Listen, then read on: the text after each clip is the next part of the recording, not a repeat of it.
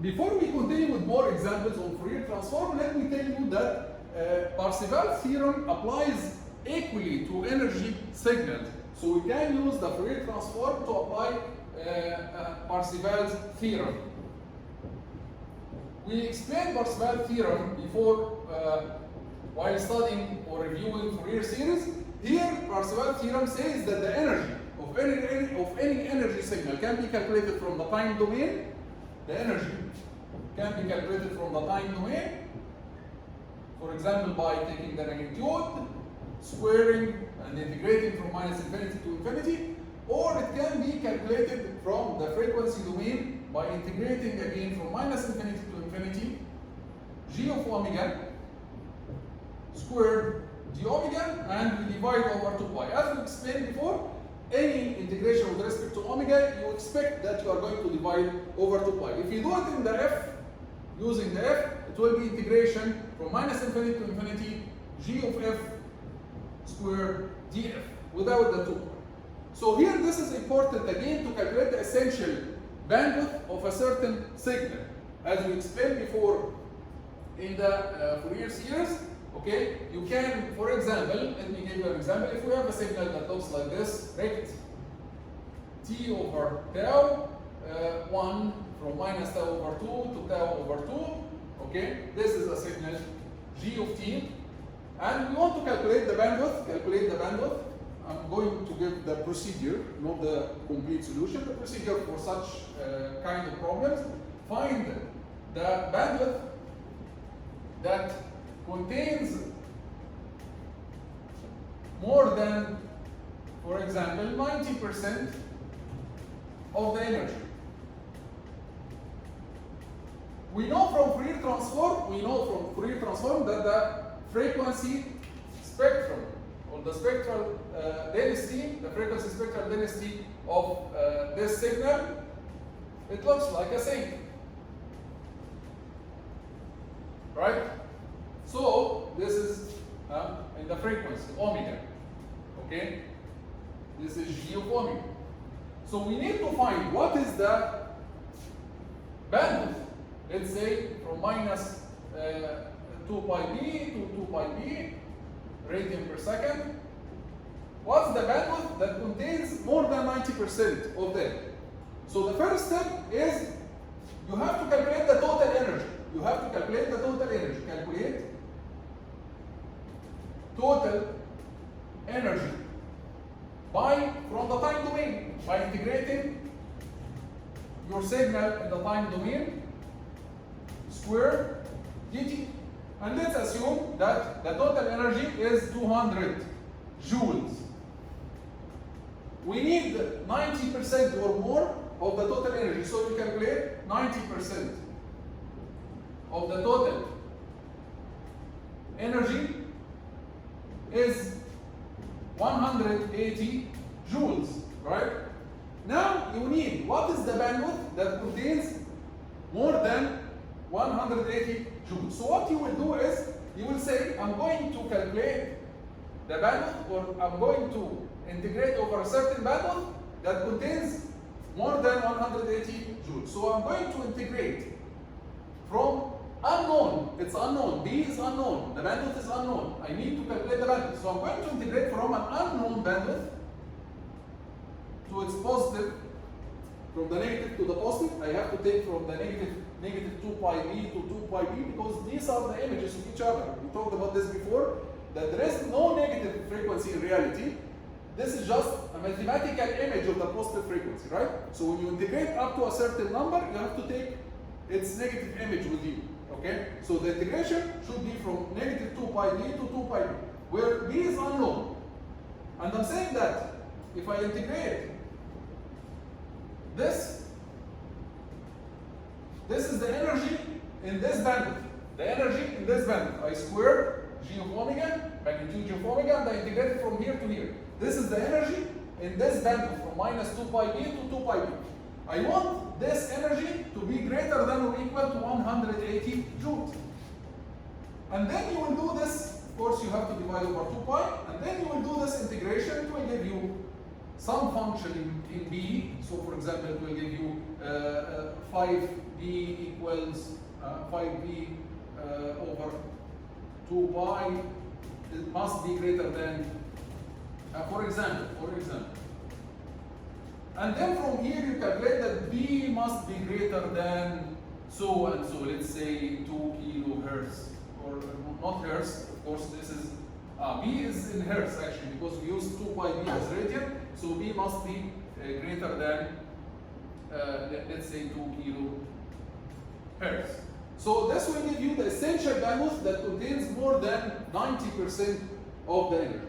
So what we did, we calculated the total energy first, we calculated the number or the threshold that we want, and then we said that the energy within a certain bandwidth from negative b hertz to b hertz, or negative 2 pi b radian per second to 2 pi b radian per second, okay, must contain more than 180. We obtained the result of this integration in terms of b, which is unknown, and from here we calculated b. So this is how we use Parseval theorem to calculate the essential bandwidth. Let's solve another example, another important example.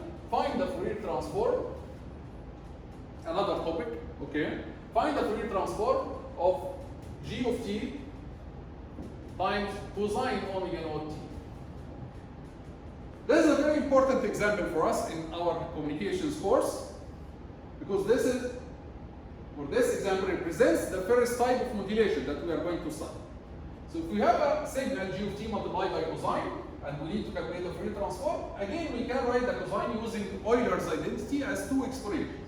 So we can say that this is equal to the Fourier transform of g of t multiplied by exponential g omega naught t plus exponential minus g omega naught t over 2. And let's assume that in the question it is giving you that g of t has a spectrum g of omega that looks like this.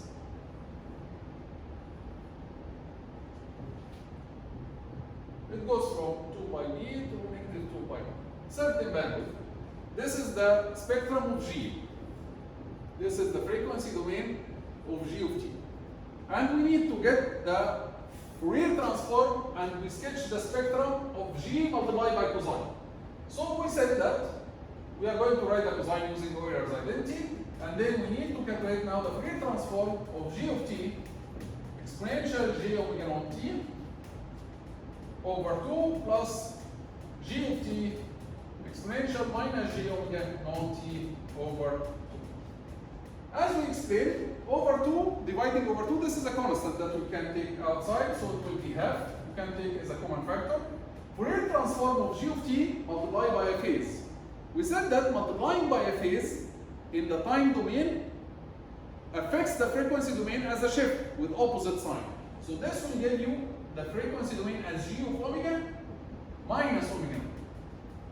Plus, again multiplying by a phase in the time domain appears in the frequency domain as a shift with opposite sign. And this is now the Fourier transform of g of t multiplied by cosine.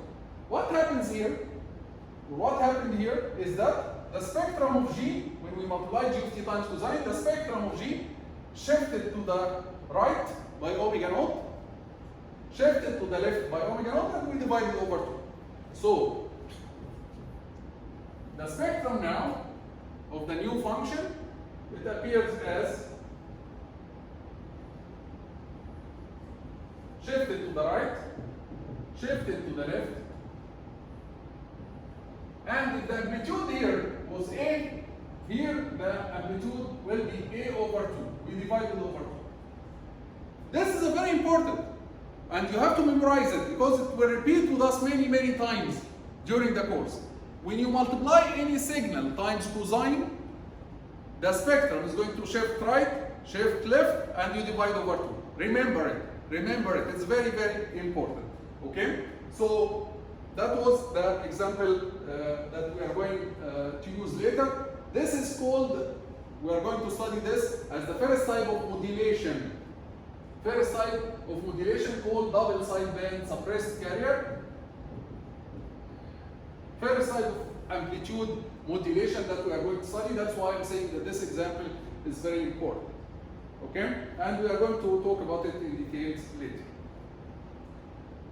Another property, before we finish this video, is the scaling property. Scaling property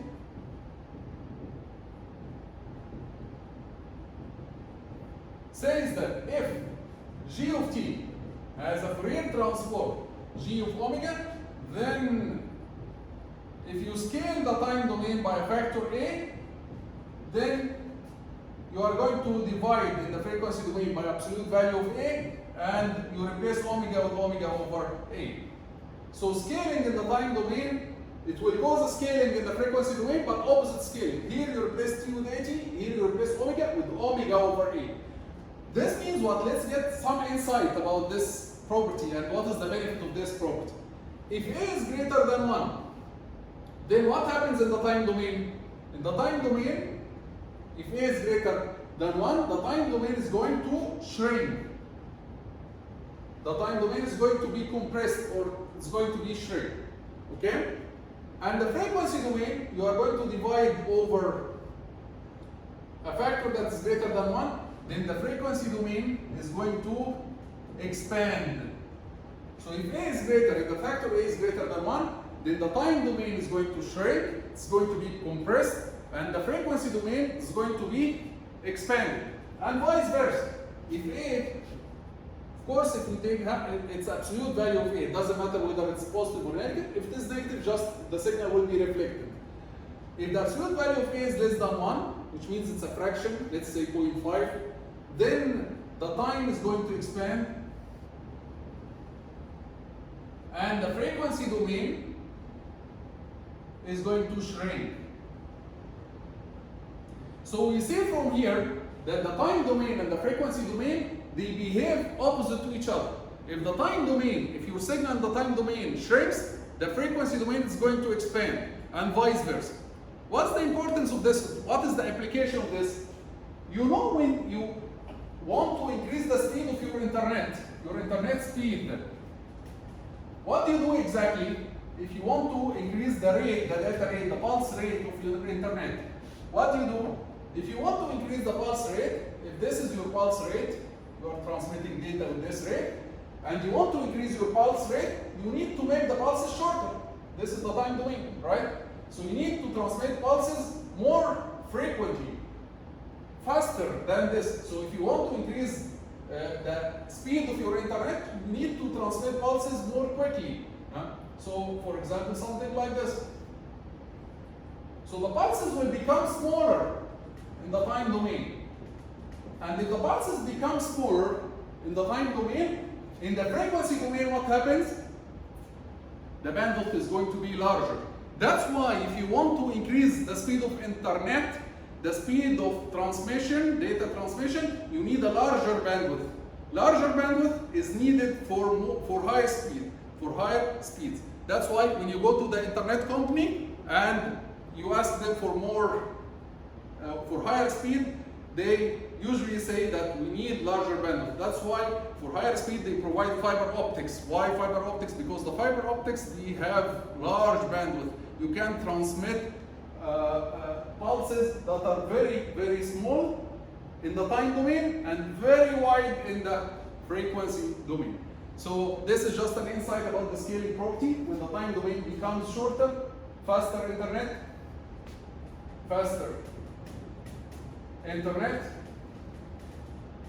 you need larger bandwidth, as we see in the advertisements of many of the service providers of internet. They say that we have wide or large bandwidth. This means larger speed or higher speed. We'll stop here in this video and we'll see you in the next video.